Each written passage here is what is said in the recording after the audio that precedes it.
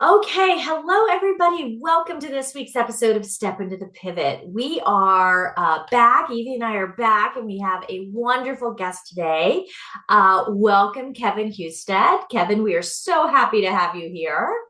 Thank you. I'm very happy to be here. Thank you. Awesome. So we're really excited for this conversation. It's around Valentine's Day, and I think Kevin's story is one that will touch you. It touched us. Evie and I met Kevin a couple years ago at a Sway conference, connected, have had some great conversations since then. And I think your story, Kevin, is one for people to hear because it's just touching. So Evie, you want to go a little deeper, and then we'll let Kevin tell his story.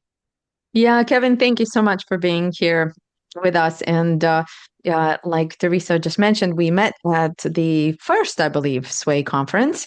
And we met before the whole agenda kicked off. We were sitting together. I didn't know you. And it was serendipitous that we sat together and we ended up spending the entire dinner chatting about family, about kids, about acreage, about nature, about our partners. And it was a conversation about all kinds of pivots. So thank you so much for saying yes to share with us about some of these pivots. And I would like to invite you to essentially start wherever you feel like. And if that feels like starting by the story about your first day at New York Life, we can go there, or you can set up this conversation in some other way that feels more, you know, like what you're in the mood for today. Well, thank you both sincerely for asking me to do this. I can't imagine a better podcast to start my very first recording of a podcast ever. And it's actually a quiet dream in my heart to be able to do a podcast of my own in the health insurance industry. So this is a great first step, and thank you again for inviting me to be a part of it. I was also equally touched by both of you when I met you at Sway because I was very nervous, and that will make sense in a minute why. Um, and when I was growing up, my dad was a Prudential insurance agent since 1965. So I grew up in the insurance industry, and I had kind of a feeling about its nature and how it is in the business world. And many years later, I ended up finding myself in a place of work in nonprofit. And I worked for the American Heart Association as an executive field director. And I was there for about 8 years, and I was having an internal struggle because I was married and had two small children, but made the realization a few years earlier that I was, in fact, a gay man. And so I also came from a deeply religious background, and so there was all of those struggles in my self in dealing with that. And so I eventually made the decision to separate and start the divorce process, and it was a difficult one to make. And I ended up having a trusted, what I thought was a trusted board member, found out about it and about the fact that I had met someone and was starting to date a wonderful gentleman.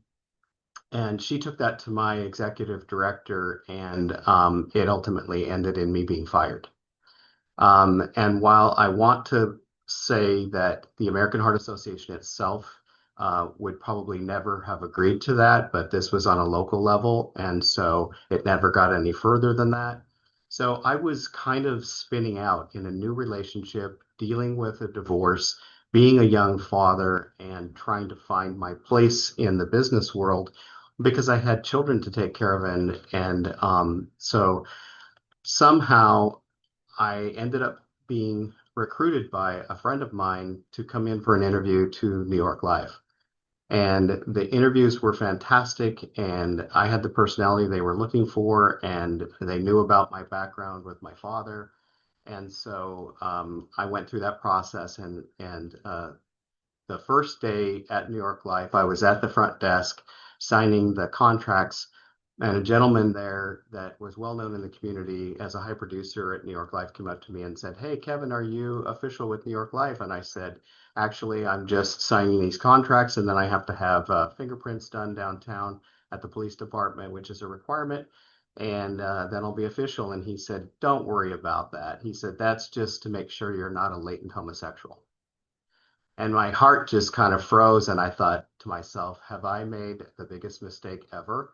And also the dark-sided humor in me wanted to say, well, that's too late, but I did not say that. And so it kind of scared me back into that feeling of hiding my authentic self, which was something I was struggling with because it's not easy to give up your place in the world, and basically have rejection and disrespect towards you because of who you actually are as a person and in the world. But I chose to move forward, and it was, in fact, not a good fit, not just because of that, but I was there about a year and still struggling. Sales are hard. And then the world threw another opportunity at me as I was choosing to leave New York Life. And it was something that was meant to be, and that was working for an insurance company that did healthcare for senior citizens. And I had very much enjoyed working with senior citizens as volunteers at the American Heart Association for years. And so I thought this is a terrific fit, and it was. So I was there for about 7 or 8 years and then transitioned to a different company, one in which I ended up buying during the pandemic. So that brings us to where I am today in the industry. Yeah. And I remember when you first told me the story about the New York Life story, right? Like about that whole thing. And I can't even imagine like what you were thinking at that time, right? That's, and I think part of our conversations too has been, right, about how that business, this whole business is in a lot of ways so conservative, right? And you Yeah. have this like internal struggle going on. You're a human being. You need to be who you are. You need to be your authentic self, as you said, right? Which is totally true, versus this professional world. So talk a little about that, maybe worry or struggle that you had there. Well, I deal a lot in stressful situations with humor. And so I have to find that because I think it also gives us hope. And I felt very good about my decision to go to work at this company. And about the third day, I was talking to the office manager, and I really connected with her. And she was a really incredible person.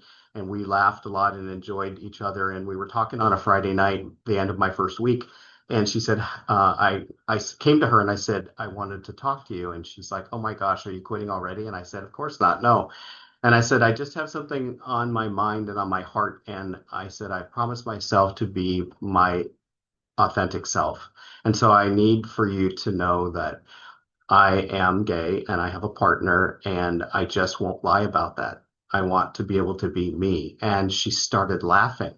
And I said, what's the matter? And she said, I just lost a bet with another gal here in the office. She said you were, and I said you weren't. You'd been married and had kids. And so we laughed about it. And she said, but don't tell Marv.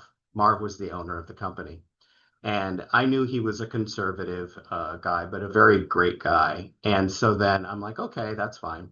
So the very next Monday, she came into my office, closed the door, and I said, what's going on? Am I being let go already? And she started laughing. She goes, no. She said, I told Marv. I just knew that I'd get in trouble if I didn't tell him. And I looked at her and I started laughing and I said, so how did that go? And she said, you know what? He said he thought he had heard that in the community, and it doesn't matter to him at all. You're here to do a job, and that's all that matters. And that Yeah. really, really made me feel good that I had a team behind me that wanted me to be there for me and for my professionalism and what I could bring to the organization. And he had hired me because I was an expert in Medicare. Yeah. You know, what strikes me as you're saying all this, Kevin, is what a process you're describing.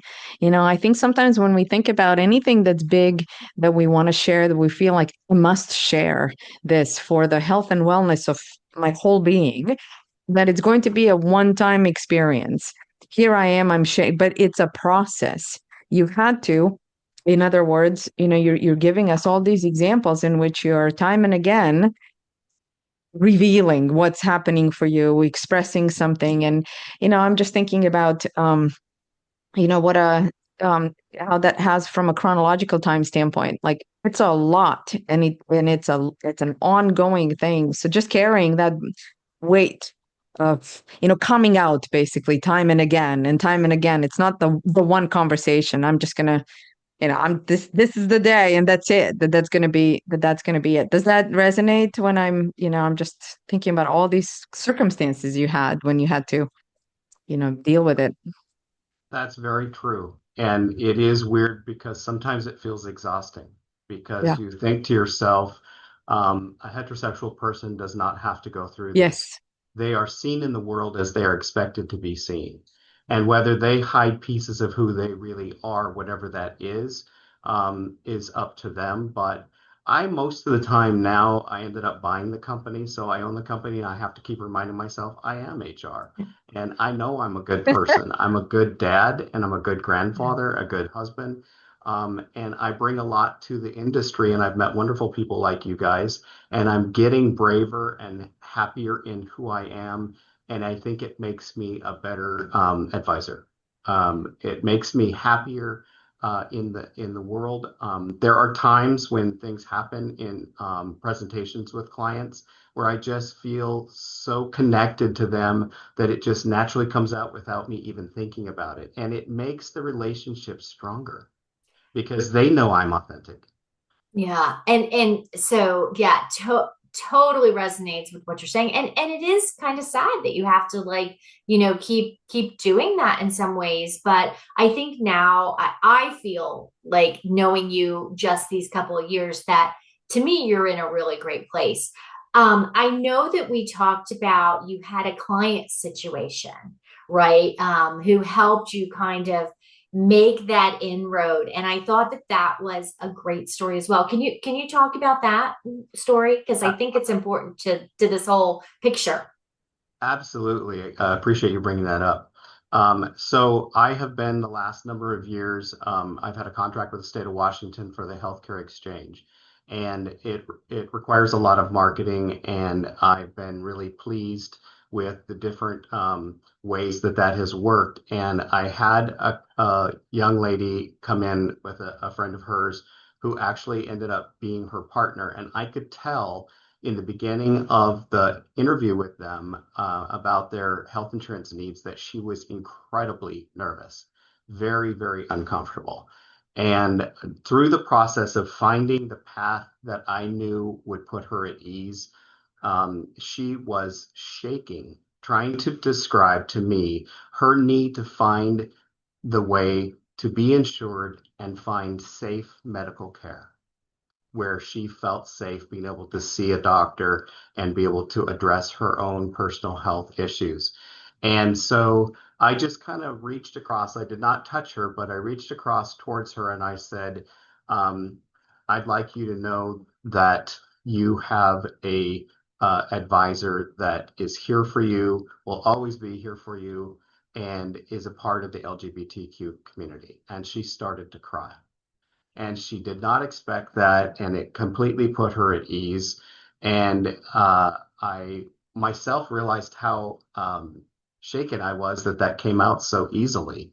And so it's really opened me up to realizing that it's a lot of work to internally get past your own shame. And I would say the only thing is, I think everything that we all do in life is a learning path.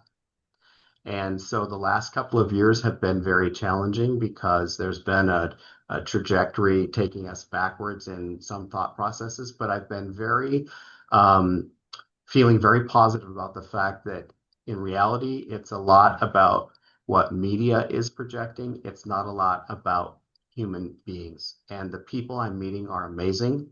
And I'm learning, it's giving me a lot more courage because I'm learning that there's a lot more humanity in people than you would really think. Yeah. People care a lot less about those sorts of things than the media would project. I think I love how you're describing this and, asking you about, what's really going on in the field. What do you see in the field that is such an important temperature check? I also am remembering when we met at Sway, I was speaking to the topic of authenticity, and you had some wonderful things to share on that topic, just like we're talking right now.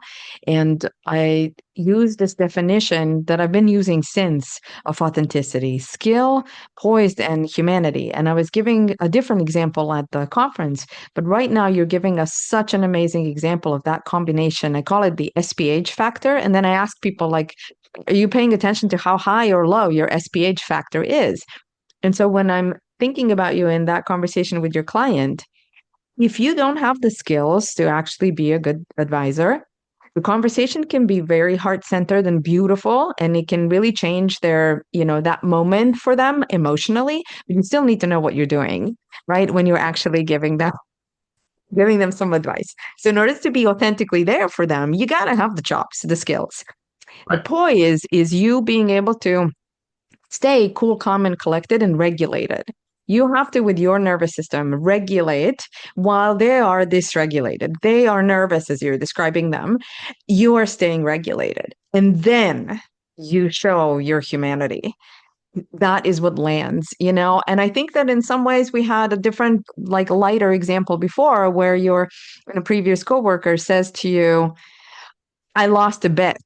So, that same story and her same words, but backed up with a different energy, it could have gone completely differently, right? There are people betting behind your back about whether or not you are gay.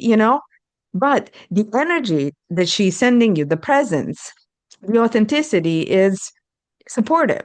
It was kind from what you were describing. So there's a levity to it, and that energy is more important than knowing exactly what to say and how to say it. Does that resonate too? Or because I think sometimes, Absolutely. we're afraid of saying the wrong thing. So I won't even ask you about, like, how's your marriage, because I'm worried about saying something, putting my foot in my mouth. Well, no, I think you're exactly right. And one of the things I've learned about myself in the last few years is that I am classic empath. And one of the things I liked about that experience was that I knew that that came from a good place. It did not come from an ugly place of making fun of a person. It came from a place of, oh, is that who he is? And I lost a bet and we laughed about it. And we are to this day still very good friends because it built a trust from the beginning and that I could be me and that I am a good person and so is she. And it really gives you hope about humanity. But going back to what you said a little bit with presenting as an advisor, the more confidence I have in who I am and how I present myself to the world and to the business community, the better job I can do as an advisor because 9 times out of 10, people come in to talk about financial products and insurance and all these sorts of things, and they are nervous and they are uncomfortable and they're scared because they don't know what it's going to cost, if they can afford it, what it will cost them if they don't do it, those kinds of things. So, my favorite thing to do is to help them be at ease, recognize that I'm a great advisor, but I'm also a good person to work with, and I like to make them laugh. That's why I have a lot of these plaques on the wall behind me. And oftentimes I have husbands and wives that have been together a long time and they're laughing, going, hey, look at that plaque. That's you. And it's a way to connect with them that I think creates a bond of trust that I think is so important. And when I first got involved with Sway was because I had met Sherry Fitz at another conference and she was a speaker and I was led to go talk to her afterwards and tell her how her talk had so touched me and yet it was so different from coming out of the financial planning world and how every one of us can see even financial planners in a different way as buttoned up and very stuffy and she was none of those things and she wanted me to come to the first Sway conference. And I said a little bit at first, like, I'm really nervous because this, and I knew immediately when I met her, her soul was just out there. And I knew I could trust her. And I said, this is my concern. And she said, if they don't like you for you, expletive, who cares? You It's know, their loss. And yeah, I just fell in love with her right then. I yeah. wanted to be in her sphere right then. Yeah, and Kevin, you said that before too, as you were talking earlier. It's, you know, you're a good person. Those of us who surround you are good people, and you want to be surrounded by good people, and you want to help other people who are good people. And there are always some bad people who ruin it for everybody, like, like are out there doing whatever. But I think inside, most people are good. At least that's what I like to think. I don't know. Maybe that's my little bubble, but I do think most people are good people, and I think that really comes through with you. And it doesn't matter whether you're a gay man or a straight woman or a gay one. Like, it doesn't matter. It should not matter. It's the person that you are. So I love that message that you've just shared with us. Yeah. I, Evie, I know you have something to add. Well, I have our final question. So, Kevin, one of the things that we end the conversation with or the question we end with is, how was this pivot a step forward? And if I'm focalizing the pivot, because clearly you've talked about a lot of different experiences, it'd be, falling in love with your husband and doing all that. You opened up and we sort of, I wouldn't say we glossed over, but we went through that pretty quickly. Here's this person and you guys are still together. And so how was that pivot in your life a step forward? it was the solid support and background that I needed to become a successful business person. Having a partner that fully supported me and wanted to see my success. Together, we have 6 adult children who are all educated, open-minded, loving human beings. And now we have 13 grandchildren coming up the same way. And so we're trying to put out into the world people we believe will be good people and can contribute to society. And he is very proud of my success and continues to be very supportive of that. So the pivot would be don't be afraid to be yourself, because every day is a new opportunity to help someone and to be able to be yourself doing it. Kevin, what an amazing message for our listeners. So we truly thank you for sharing your stories, because like you said, you had a lot of them, but they all come together, right? They all make that, and they make you who you are, and they make your relationship with your partner what it is. And I think we all benefit from having that person in our life, whether it's our life partner, whether it's a great friend, whoever that is, right? And there's multiple people too who can have that presence in our life to make us who we are. So I truly thank you for being here today. Evie, do you have something to add there? Yes, I think I need to stop because I talked to Kevin a lot in the past, and there's just so many different experiences that you have been comfortable sharing. And every time I think that, okay, that's it, I think we've, depleted it, you will bring up something else that's interesting, exciting, different, and unusual. So perhaps you will consider being back on our show at some point, and who knows, maybe we even get to meet some of your family members. Yeah. Thank It'd be you. Thank fun you. to Always, my interview you heart is always together with your open to that. husband. Thank you Yeah. very much for the opportunity to share with you and be a part of your great project. Thank you for what you guys put out there into the world, not just for people, but for the business community. Yeah. Thank you so much, Kevin. Thank you to our listeners for listening this week. We are always happy to have you with us. So we will see you in a couple weeks with another guest. And remember, if you have a pivot, step into it.